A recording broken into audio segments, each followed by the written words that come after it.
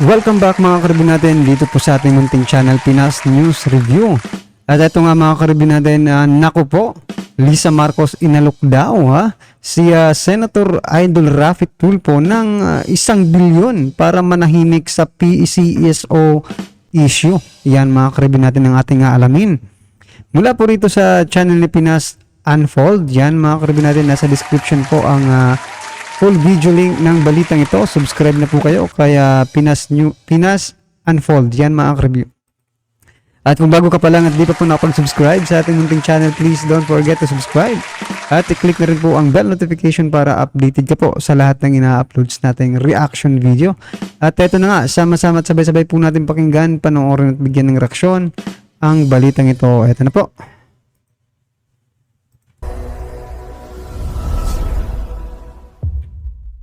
May 1 billion figure na inaalok kay Tulfo. Mayroong na ka-meeting ni Lisa during that day, okay, na sinasabi niya kay Robles na Mel, ikaw na bahala sa PCSO.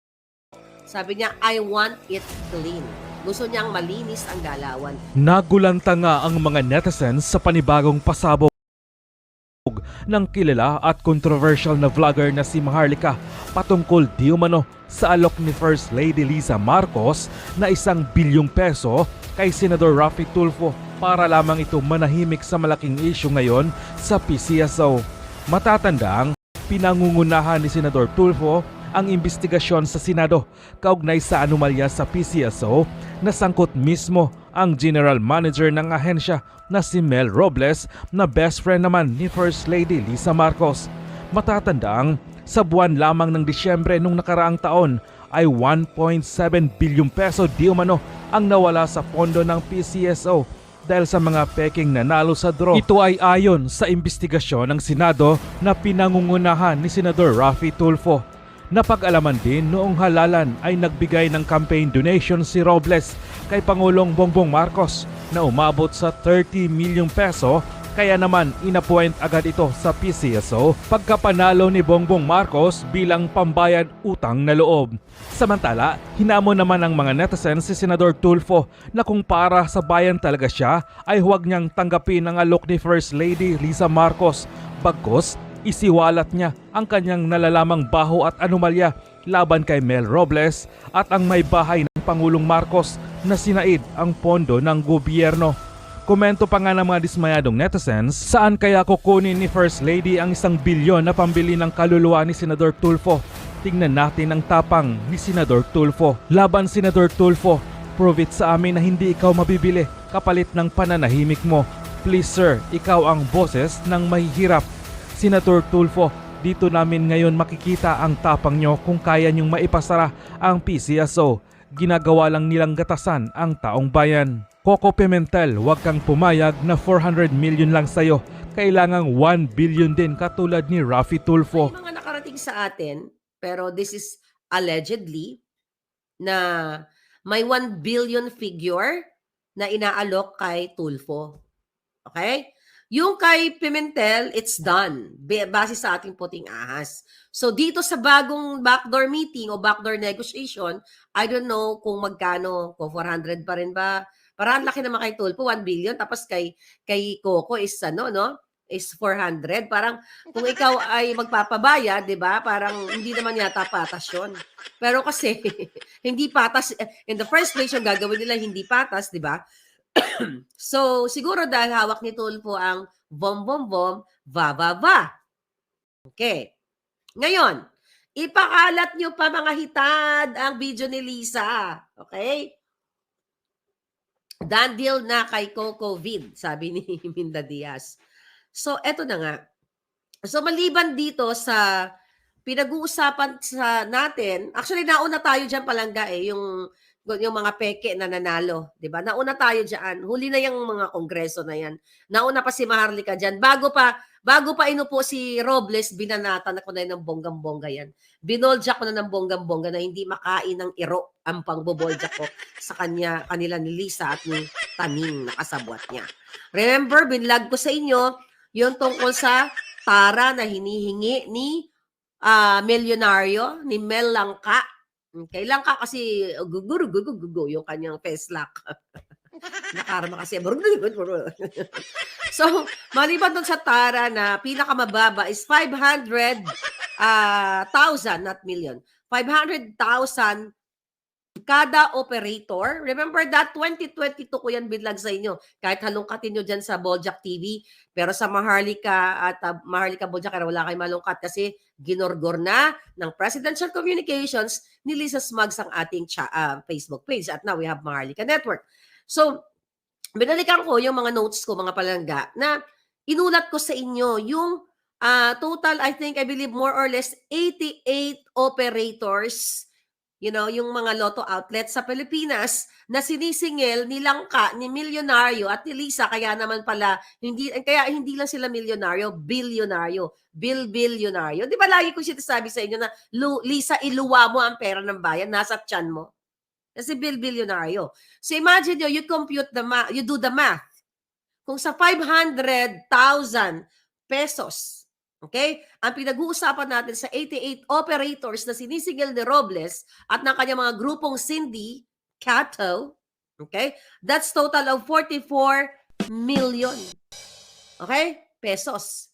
And also, di ba, narinig ninyo, yung mga operators doon na nagrereklamo, isinara sila, di ba, nang walang justice, walang hustisya, basta nalang pinagtripan sila na isinara. There are 2,000, sabi nga ni Tulfo doon, ginugurgur nyo ang buhay nitong mga yung mga operators at yung kanilang mga empleyado. So sinabi ko din sa inyo, noong 2022, na sinisingil yung renewal nila, mga palangga, na nagsisimula sa 20 million and down payment, if you wanna renew, is 10 million pesos. So there's a lot of pagnanakaw talaga. Alright? So we're talking about the small operators. So how much the big operators? Yung mga malalaki. Okay? So they're like roughly 50 million at non-refundable. So ibig sabihin, pag sinabi ni Robles na ay walang machine, chuchu, ganyan. Nada. 'Di ba? Goodbye 10 million, goodbye 20 million. So ganun kayo kadorobohin ni Robles at ni Lisa. Dahil sinabi ko nga sa inyo na mayroong na ka-meeting ni Lisa during that day, okay? Na sinasabi niya kay Robles na Mel, ikaw na bahala sa PCSO. Sabi niya, I want it clean. Gusto niyang malinis ang galawan. Pero napakabait ng tadhana sa inyo. Napakabait ng langit kahit na tayo ay nagdurusa ngayon kasi unti-unti na yung nakikita na nagbubunga yung jutang dyan ng, napapaos na ako sa kasisigaw dito sa tanginang loto na to, tanginang Robles na to at Lisa noong 2022 pa lang. The moment na inupo pa lang si Robles, ako na ang isang jongangera, non-stop, 24/7, kahit tulog ako. Di ba? Nagsasalita ako, minumura ko sila. Ngayon,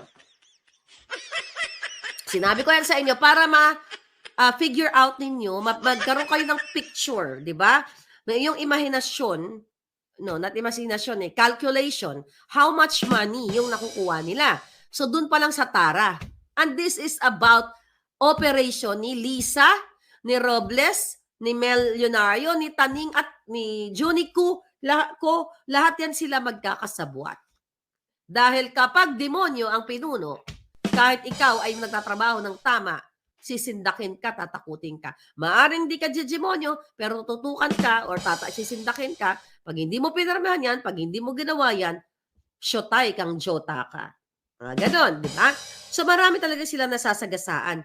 Itong mga maliliit na operators na binabanggit doon sa hearing na yon, ang kapal ng mukha ni Robles na nagsasalta yung babae, diba, during the hearing na yun na nga, ginorgor yung kanilang mga outlet kasi wala daw makina, Tapos sabi ang katapang-tapang mo, jutang Janines ka, melang ka. Sabi niya, you're a liar. It's a big lie. How about you? Kayo ni Lisa, hindi ba lie yung ginagawa niyo? Hindi lang lie ka, Jejemon, you. Yang ginagawa ninyo sa pagnanakaw mo ng pera, noong panahon pa lang, nung nasa El Shaddai ka, doon ka, pinagloloko mo ang mga religious group. May El Shaddai ba dito? Itapon nyo na yan, huwag nyo nang i-welcome yan sa inyong religious group kasi binababoy kayo. Nare-represent kayo ng hinayupak na yan. Isa sa mga naging winning, ano niya yan, what do you call it? Panangga niya kay Lisa Smugs, kay Kuting ng Norte, kaya yan nakalapit dahil ginamit kayong mga religious group na mga El Shaddai dahil hawak niya daw kayo at may influence siya sa inyo.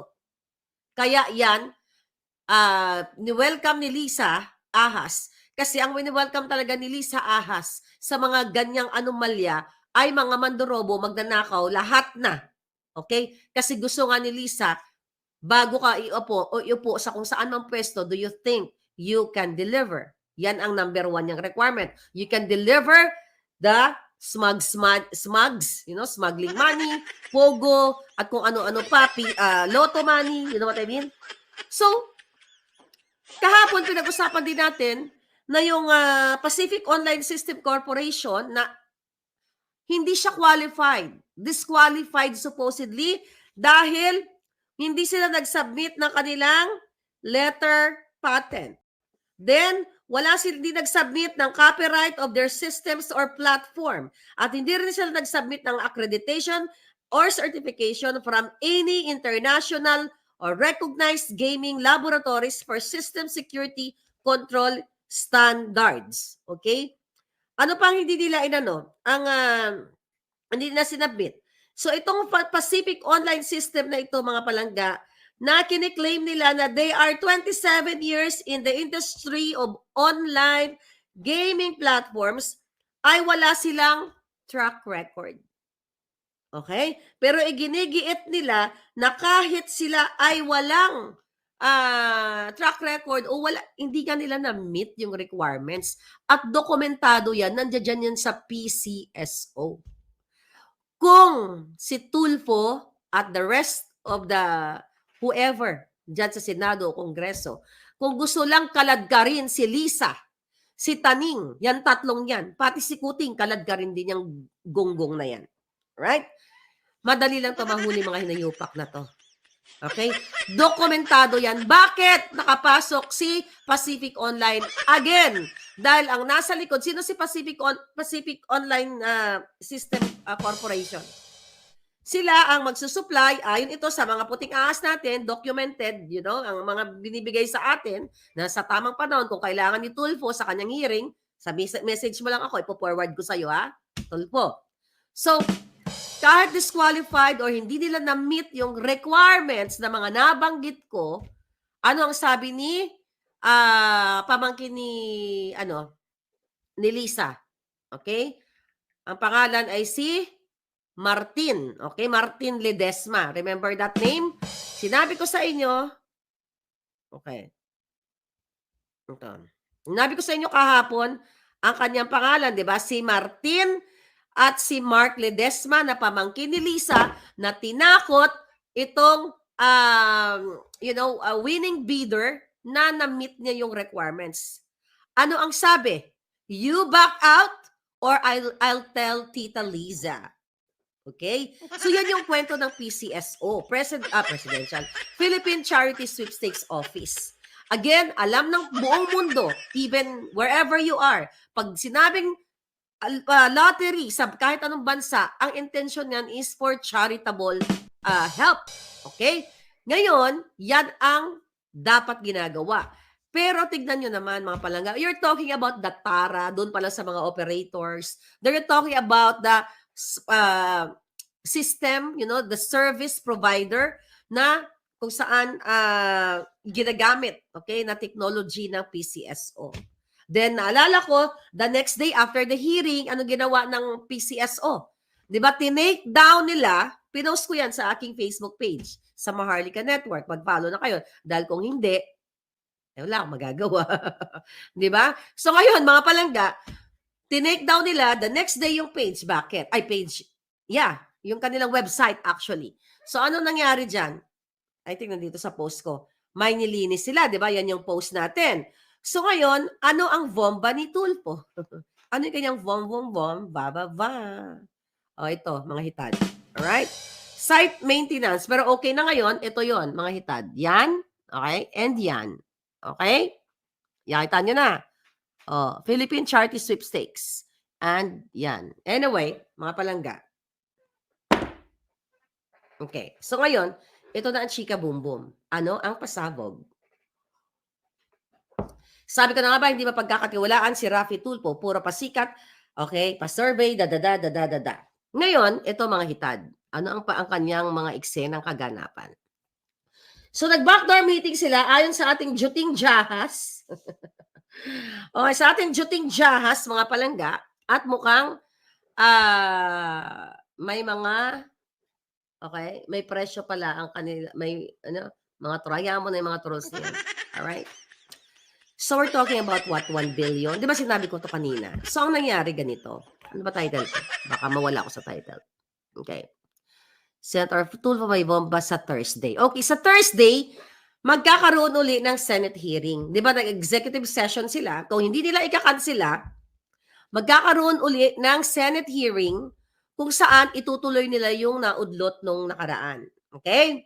Naudlot, di ba, kaputol ng nakaraan. Ng karaang pagnanakaw. So, ganon. So, ang mangyayari, ayon sa ating Juting Jahas, dahil kung hindi, okay? Pero parang more on, mas mataas ang porsyento na hindi sila nagkasundo.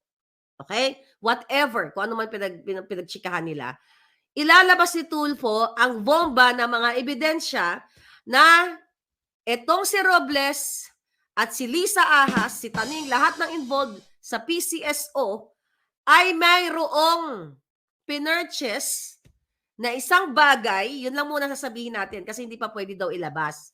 Huwag daw pangunahan. Okay muna. May isang bagay na binili si Lisa, si Robles, si Milyonaryo, okay, na isang bagay na nagkakahalaga ng 30 million pesos. Ano yung bagay na yon?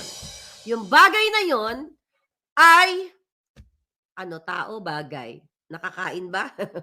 Yung bagay na yon, mga palangga, ay ginamit, okay? I have to be very careful, mga palangga. Baka mataranta si Lisa Smugs, okay? Ay ginamit para dayain kayong mga mananaya. Worth 30 million pesos. So ilalabas daw ito ni Tulfo sa Thursday. Yun yung bom, baba, na maidadrag kung totoo to. Kaya nga, kung ilalabas si Tulfo, kasi anong araw ngayon? Anong araw sa Pilipinas? Monday. Monday, Tuesday, Wednesday, may 3 days pa. Okay? Marami pang pwedeng mangyari. Pero kailangan ilabas na natin para mag-isip-isip si Tulfo. Kasi, okay, kung talagang para sa Pilipino, sabi ko nga, kung idadrag mo si Lisa, dahil napanood mo naman, Raffy Tulfo ang video ni Lisa, incriminating video, na iginisan niya ang kanyang sarili dahil sa pagbati na simpleng bati, pero siya nga na lang ang hindi makapick up noon. Kasi the intention is, sama-sama tayo para maging milyonaryo. Ang sabi ni Lisa, salamat, di ba? Salamat, thank you for helping my family, lahat, my family and me, my husband, di ba? Sabi niya doon, salamat sa mga tulong for never ever niyang sinabi na, Mel Leonario, Mel Langka, thank you for doing such a good job, by helping our kababayan. Mga ganon, wala. Diba? Kasi hindi naman lahat ng mga tinataya ninyo sa loto, mga palangga, hindi naman yan napupunta sa prize money. Napupunta yan sa sweldo ng mga tao, logistics and everything. And the most dapat is a charity. Which is walang charity. Puro party ang mga jutang ginines. So yan mga karibin natin, ano po ang inyong masasabi dyan ha? Sa mga pasabog ni Ma'am Maharlika. Yan ha. Nako, lumalabas pala nito mga karibin natin na kapag inilabas ni Senator Idol Raffy Tulfo, yan ha, yung kanyang ebidensya laban dito sa PCSO, no? Dito kaya Mel Robles, no? Ibig sabihin po noon na hindi po siya tumanggap, no? Ng anumang di ba? Regalo. Pero pag, di ba? Pero pag hindi niya nilabas, nako, may ibig sabihin po yan, mga karibyo natin, di ba? Malamang sa malamang, nagkasunduan, di ba? At tinanggap nga yung 1 bilyon. Yan mga karibyo natin ay opinion lang po yan. Baka naman ipatawag din tayo dyan sa Senado. Wala po tayong pamasahe. Opinion lang po yan mga karibyo natin at binabasa lang po natin dito sa sinasabi ni Ma'am Maharlika. Ba? Kaya po mga karibyo natin, ano po ang inyong reaksyon ha? Dito. Nako, napakalaki po pala ng ng talent fee ni kung ito man ay totoo ha. Talent fee ni Senator Idol Rafi Tulfo, 1 bilyon, nako. Oo, saan ka pa? Pwede ka nang mabuhay hanggang sa iyong kagustuhan, di ba? Well, anyway, mga karibin natin, ano man po ang inyong reaksyon, ha? Sa balitang ito, i-comment lang po sa baba para at least alam po ng ating mga kababayan ang inyo pong nararamdaman patungkol po dito, right? Kung bago ka pa lang at di pa po nakapag-subscribe sa ating munting channel, please don't forget to subscribe at i-click na rin po ang bell notification para updated ka po sa lahat ng ina-upload nating reaction video.